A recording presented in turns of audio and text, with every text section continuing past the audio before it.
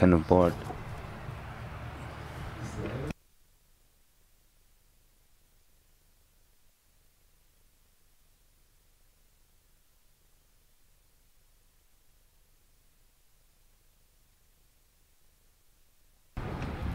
Okay, it's really hard.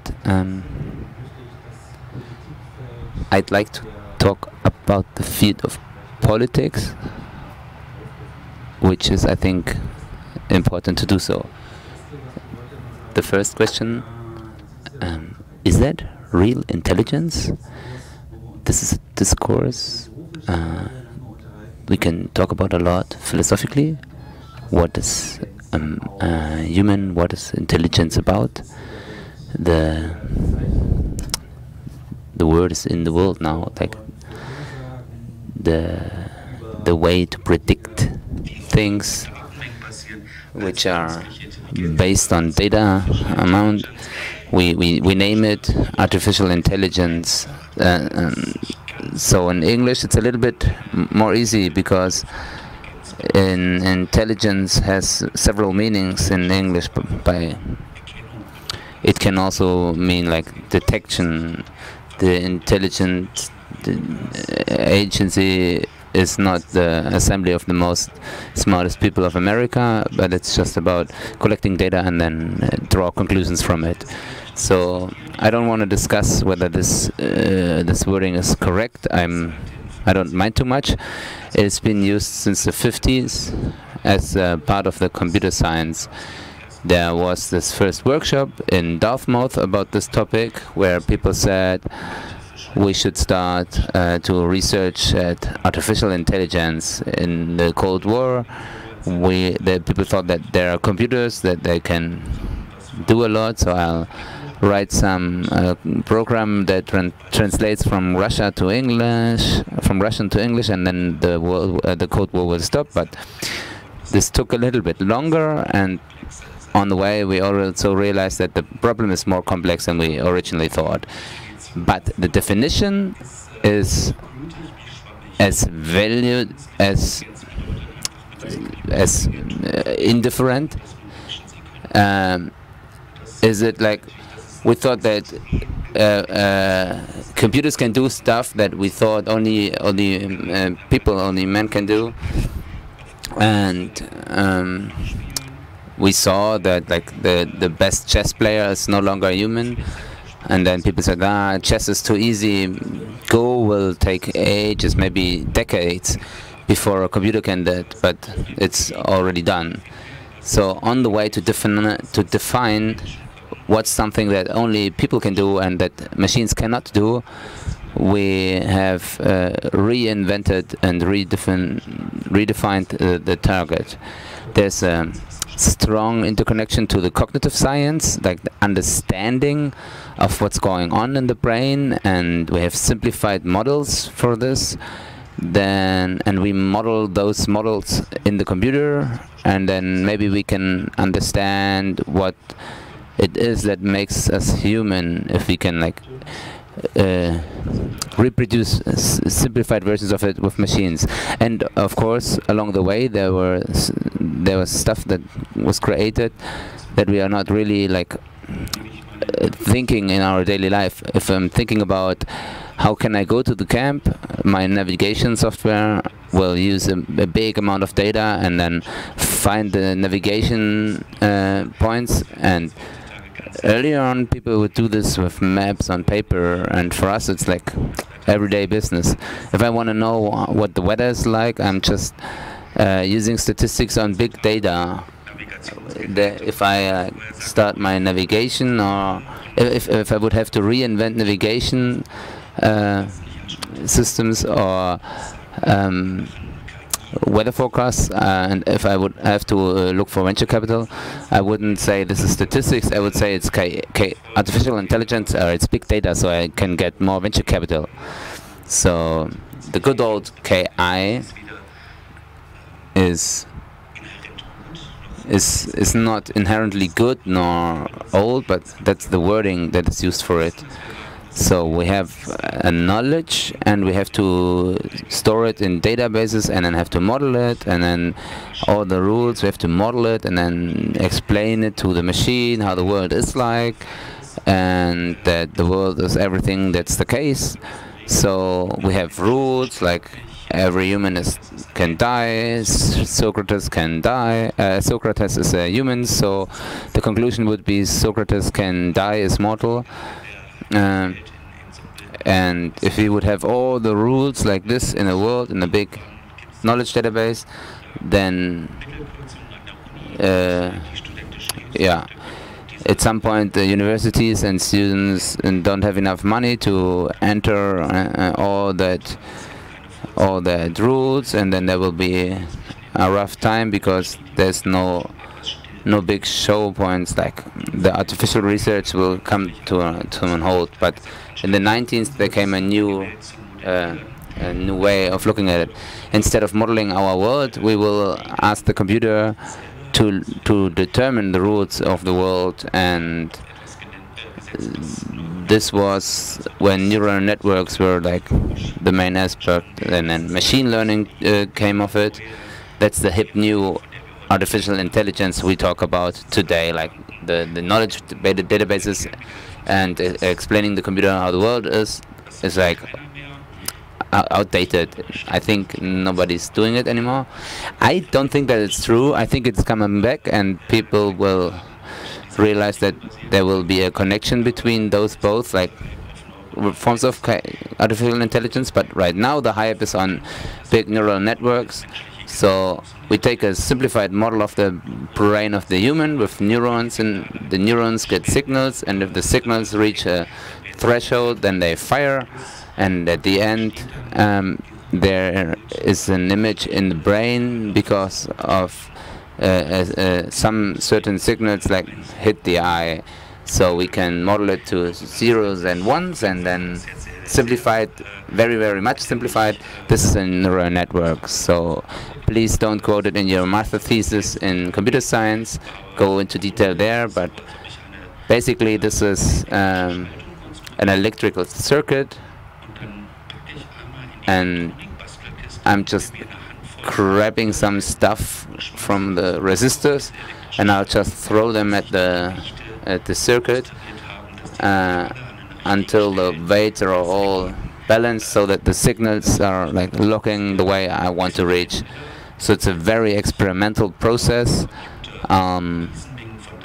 I just input a huge amount of data to the computer and ask him to like, please determine something, like please determine patterns here, make some use of it. So for real, we don't talk about problems with KI, with artificial intelligence, sorry, but for real we talk about the problems of big data. And I still don't want to name this artificial intelligence, and you can say this is it's a metaphor. It's nothing new, and not even in the computer science. So back in 1913, computers looked like this. So a computer was someone, often a woman, who did computations in science. So this is the Harvard Observatory, where there were the Harvard computers.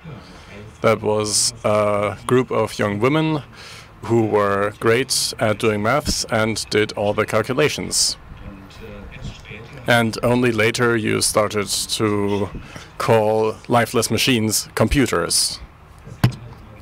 And this kind of thing can happen from time to time. You can argue, is this a fitting metaphor? But that's the metaphor that we have, and we are working with it now. But nobody can deny that AI has a lot of different meanings. So I already said just now that in cognitive sciences, they say that we are using simplified models to discover something about our own thinking, and then we model that and call it artificial intelligence. And there's an interesting paper which said we have to reclaim this term of artificial intelligence for the cognitive sciences, and so they cataloged all of these different things that people mean when they say artificial intelligence. So that could be something like the holy grail of AI research, which is general artificial intelligence, or artificial general intelligence, which is the super intelligence that can solve any arbitrary problem. Sometimes people just mean statistic applications, so Bayesian statistics, so combined probability, and then they call that artificial intelligence. Sometimes they mean partial areas of AI, such as machine learning. In the public discourse, there is something for the political field of AI, which is especially interesting there, and that is AI as ideology. And AI as ideology means, in short, that rich white people are going to stand there and say, artificial intelligence happens to be the thing that my company is doing, and that will save us. Or in the more recent time, there's an interesting twist. We are working on artificial intelligence, and this artificial intelligence is going to completely transform our world, and it is at least as dangerous as a nuclear bomb, and that is why we are very, very important people, and we need a lot of attention and a lot of money from you.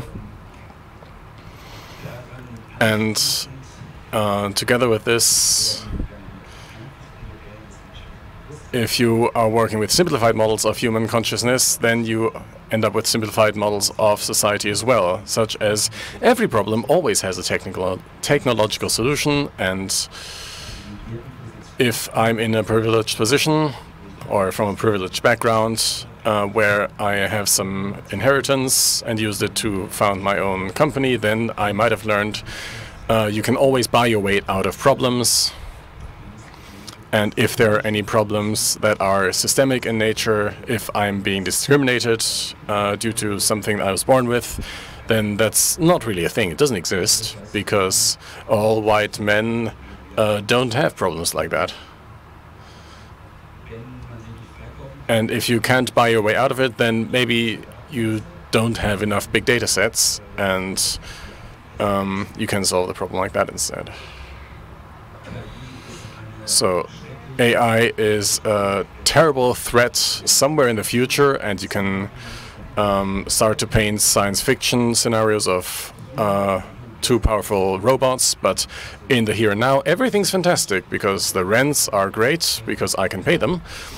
And so there's no injustice at the present time, and so I can just neglect that for my own model. And if I am an expert in AI, then maybe I don't need to listen to other voices, and I don't need to discuss things with other people. I don't need a public discourse, because we should all listen more to the experts.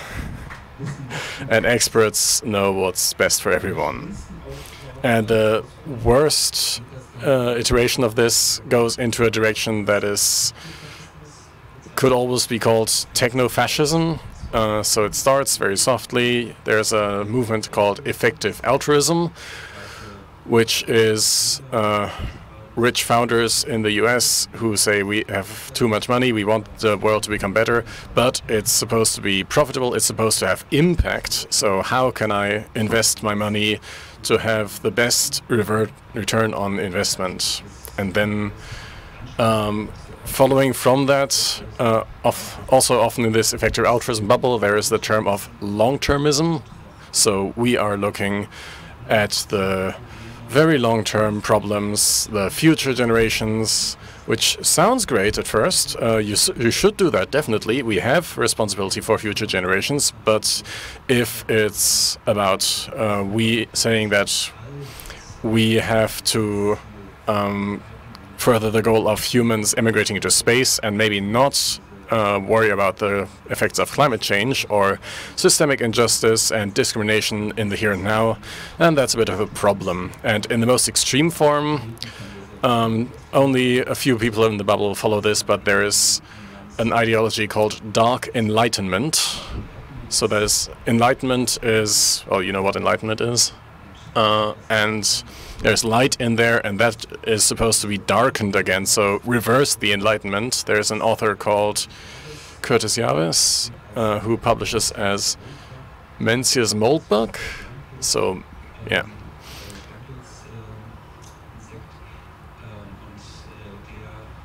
And this author argues that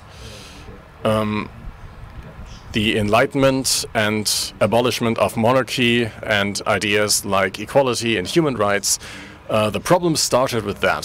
So what America needs is expert CEO as king. So seriously arguing for reintroducing monarchy. Elon Musk would be the best monarch, of course. And when they say, okay, if you look at how humanity developed, there are some races of people who are better for governing and some who are better for slaves, and that is pure fascism.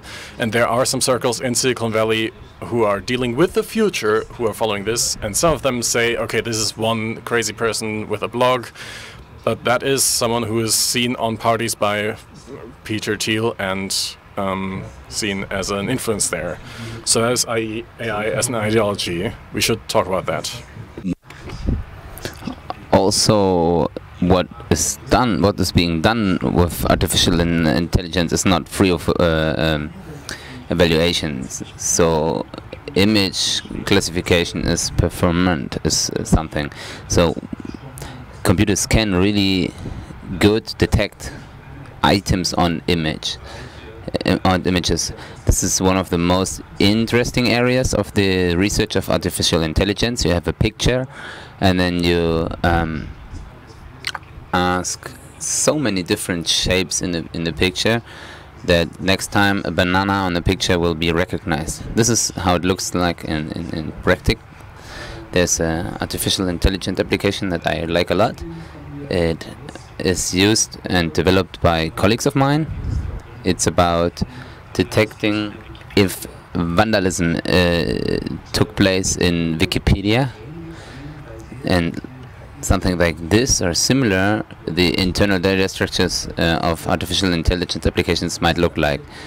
Is there signs that this edit is bad or pure quality, or there are like many experiences and evaluations are considered altogether.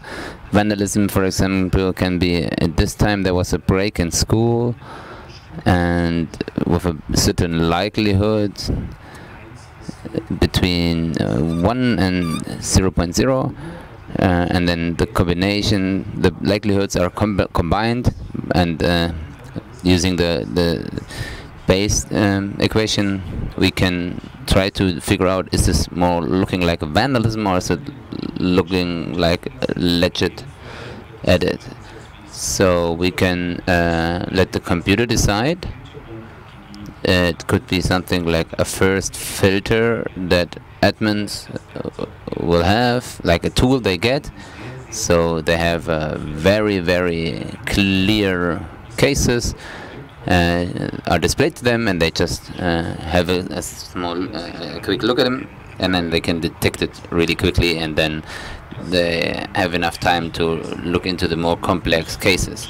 I think this is good, and why shouldn't we learn from public data if we have a lot of data? This is something that we can, all of us have realized in pandemics. It's nice that if we have data, and then we can learn from it, and then we can predict about the future from it. But if I have a map of data points, then it is not the reality, but it might be like close to the reality, but becoming closer and closer, but it's not the reality. So if I work at Amazon storage person, and then there's a data point in a artificial intelligence model, I'm suddenly a good employee or a bad employee in the storage. If there are a few data points, like your body looks like this, and which clothes you are wearing, and what behavior we can observe, then suddenly you're not just a human, but you are also sorted into in the gender role, in the classification itself. The classifications itself are an act of power. the one that can do the categorization has power. We know it from old stories all the way up to the census. Are you a good productive employee? We have some data points. Which gender do you have? Is that what you are? Is it part of your personality, or is it something of an international collection of the diseases, of psychological diseases? At some point there was homosexuality on it, and then later on it wasn't there anymore. So is that the wrong data point, or is that, or maybe you can say each kind of classification has to do with power, and if I want to draw a picture of the world, whether or not using artificial intelligence or not, I deal with power. So I think we talk about the dream of every bureaucratist. Computer says no or yes, and in high efficiency, there's a word that usually comes up with generative artificial intelligence, is a stochastic parrot. So stochastic is learning about everything that has to do with likelihoods, statistics, likelihoods. That what is generative language model like ChatGPT is doing. It uses a stochastic term and compares it to a big data amount. There's no creativity behind it. It's just the application of complex stochastic processes. And coming from that thought, every social problem has a technical solution. There sometimes also comes this idea of domain knowledge is simply a mathematical function, and after that I can decide, I can make the decision. So if somebody comes to you and says, I have an app that can help you heal psychological diseases because I found some mathematical functions, be cautious. Maybe those people are not understanding that the knowledge in a domain like health is much more important than understanding that there are statistically interesting things. There's this famous, you have to look at it from this side and that side and consider the circumstances. All of this is dropped down if you say, just give me a statistic function and give me statistically important data. And sometimes we don't even want to decide by the statistics. It's just we have to discuss what our society would like to do, and then there are conflicts and various different perspectives, and there's only a solution that we can come up by debating it as a society.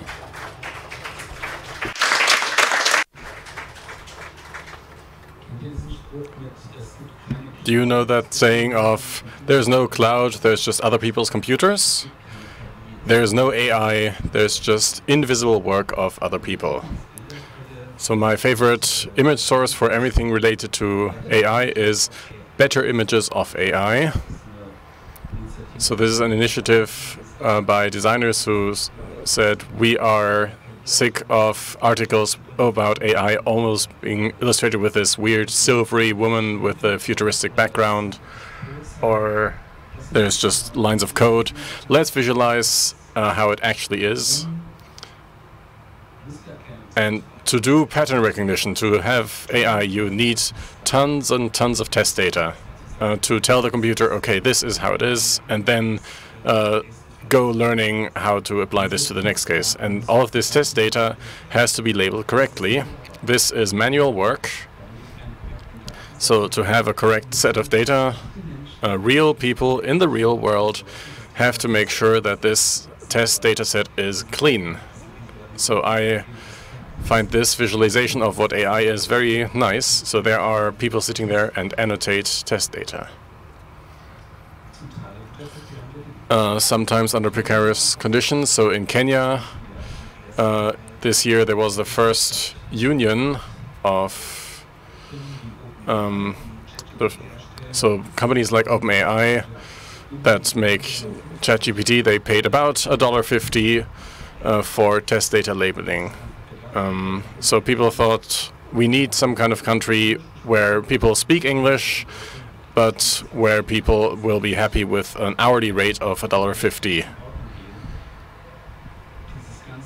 And all of this, look what ChatGPT can do. That's invisible work by people who are working under extremely precarious conditions.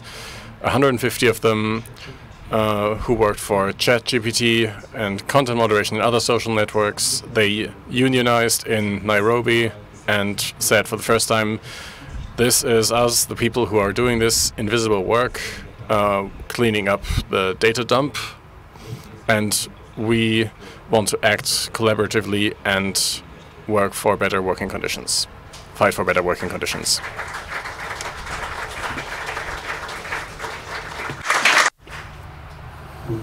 And as it's usual in structural discrimination, the marginalized groups are hit first. The European Union gives millions and billions for research into artificial intelligence, and many hundred million and billions for Frontex. This is an organization that takes care of people not reaching Europe but thrown in the sea. And there's a European flag in this tent, and I'm really happy about the European Union that they also invested in peace and good time in Europe. But Frontex is the ugly side of the European Union. Michel Foucault would say this is biopower. So power is reduced to whether or not you can live in post-colonial politics. It's like politics that decides which part of the world globalization will let die for the others to live. So something like modern border control is, of course, using face recognition. Of course, this is artificial intelligence methods. And of course, if Frontex advertises with this, what nice opportunities they have with artificial intelligence, then this is biopower, micropolitics, necropolitics, using mathematical models and statistics to take care that the wrong people don't reach Europe. But we can do this much more justful injustice. If we only would have the right data set, then the computer can really tell us what is wrong and what's right. I'm not so sure whether we have this option. Most of the big artificial intelligence projects are like not really talking about their source of data, but for ChatGPT there was a paper for GPT-2, I think, where we at least get a fair idea of where the text is coming from. Most of it comes from a text collection called Common Crawl. They just vacuum machine the internet, and every text that is available there will be part of it. Wikipedia, of course, is a big part of it, but if you look at it statistically, 40% of this is English spoken. That is not the distribution of the languages of the world. And many other languages, like Indian languages, and have millions of people using the language, but they are just not part of the text corpus. They're invisible to the artificial intelligence. It's not part of the knowledge of the world. The knowledge of the world is in English. We are not just using simplified models of the human consciousness. We also use simplified models of what's knowledge of the world. Most of the people don't speak English, but ChatGPT doesn't know that and is assuming a different reality. And then, of course, how about the copyright issues? Do you know this picture of the monkey? It's a photographer taking pictures of photos, and one monkey stole the camera and took a selfie, and then there was the discussion about copyrights in the court.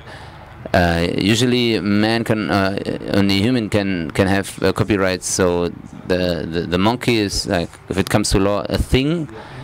It's computers are also a thing, very easy. So is everything that drops off an artificial intelligence free of copyright? Do we not even have to discuss it? It would be easy. I wouldn't have to have this complicated attributions, for example, Creative Commons, and I can just use what the artificial intelligence is producing. We have to discuss it because it's unclear the current state of our law, and I can understand that artists can have the point that I don't think it's okay if I can ask an artificial intelligence application to draw a picture in my style, and then there's a picture that looks like I've been drawing, and then it feels like a copyright violation.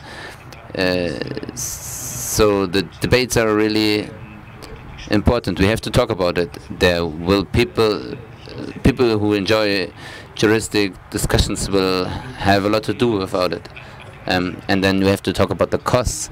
There are the planetary costs. It's relatively easy to say which kind of machine learning and artificial intelligence produces what level of CO2, and of course it's scalable. Data centers can be using power from different sources, but every application that I make use of big data are like having costs that we have to consider in the bill. So if we decide we want to have something like OpenAI, we don't want to have them, which I just make my own artificial intelligence with lots and lots of freedom and civil rights. I cannot just enter the market and on this level. It's not an open playground for everybody. There's only, I think it's one attempt that was trying to work in a similar field with the large language models. That's Bloom. It's running on a board supercomputer in Paris, and people were begging, can we please let our open source model run on it? There's nothing that Digital Courage or CCC has in their basements. We are talking about huge supercomputers. Like with open source, we offer an alternative is something that reaches its financial borders. And we're reaching the end now. So I talked about a lot of different things in this political field of AI, but you can definitely take away that we don't need a weird future science fiction like Terminator. AI as ideology is already doing damage to us today, maybe even doing damage to democracy, definitely to marginalized groups. We have to watch out that what we consider knowledge, equity, open access to knowledge, it's not decorated with sugarcoating of this comes from AI and the sources aren't accessible. Knowledge should not be opaque. It should be accessible. And we have to consider how can we ensure knowledge equity in this field and avoid monopolies. So I read a little bit about this. Here are some books, or in one case, more lower entry barrier Netflix documentary that I'm sure you can find on the Pirate Bay as well. So Dane McQuillan, Resisting AI, and that is a very angry book by someone who works in London as a professor of computer science and also knows what he's talking about. So that's an anti-fascist approach to artificial intelligence. Then there's Joy Buolamwini, a fantastic woman. I have had the privilege to watch one of her presentations in Cape Town. Works on what does it mean when white men do facial recognition, and then black women aren't recognized anymore. So what kind of rules are we encoding there? So there's a documentary, as I said, that you can watch as an introduction. There's also a scientific paper about the hype topic with large language models, which introduced this term of stochastic parrots by Emily Bender and Timnit Gebru. I will always say it's worth reading this. Nobody got more stupid through reading this. And we should keep discussing this. So maybe some of you have questions. Thank you.